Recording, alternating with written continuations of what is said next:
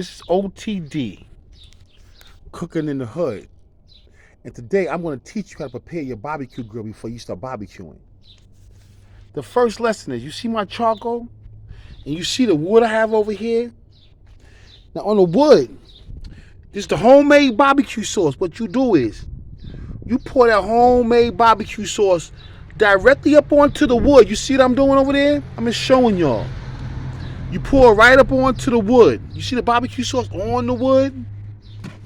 Then you take your choice season of choice and you sprinkle the seasonings right up on there.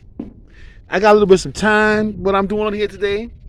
A little bit of some garlic, some onion powder, and I got some Grill Master that I put up on there.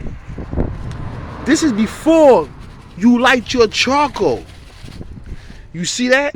Then you take a little bit